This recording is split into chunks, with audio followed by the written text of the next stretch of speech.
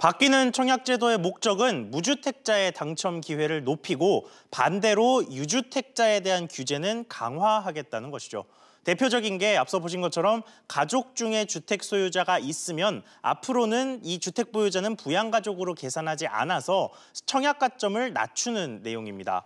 또 하나는 분양권이나 입주권 소유자를 유주택자로 보겠다는 건데요.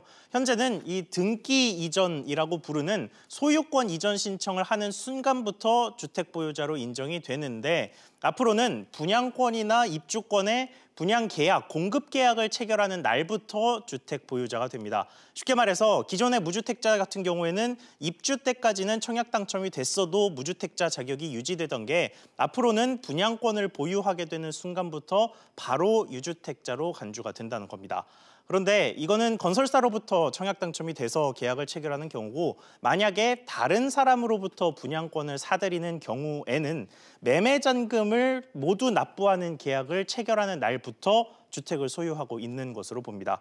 그런데 예외도 있습니다. 미분양이 난 주택 같은 경우에는 건설사와 처음 그 미분양 주택을 계약한 경우에는 주택 보유로 간주하지 않습니다. 하지만 다른 사람이 이미 계약해서 가지고 있는 미분양 분양권을 다른 사람으로부터 사들이는 경우에는 여전히 주택으로 인정이 됩니다. 특별공급도 이번에 크게 바뀌었는데요. 지금까지는 세대주 혹은 세대원만 청약이 됐었는데 앞으로는 무주택 세대원의 배우자까지도 청약 자격이 생겨서 당첨 확률을 크게 높일 수가 있게 됐습니다. 다만 신혼부부의 경우에는 단 한 명이라도 이 신혼기간으로 인정하는 7년 동안 주택을 보유한 적이 있었다면 특별공급의 자격이 없어집니다. 예전에는 특별공급 신청 전날까지만 집을 팔았으면 그 전에 주택이 있든 없든 별 문제가 되지 않았는데 앞으로는 집을 소유했던 흔적만 있어도 청약을 특별공급으로는 넣을 수 없게 됐습니다.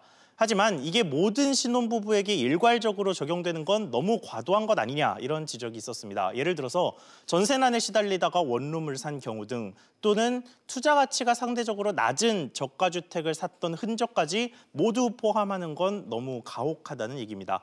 그래서 나온 보완책이 오는 11일 이전에 집을 처분하고 2년이 지난 부부에게는 2순위 자격을 주겠다는 내용입니다. SBS CNBC 이광호입니다.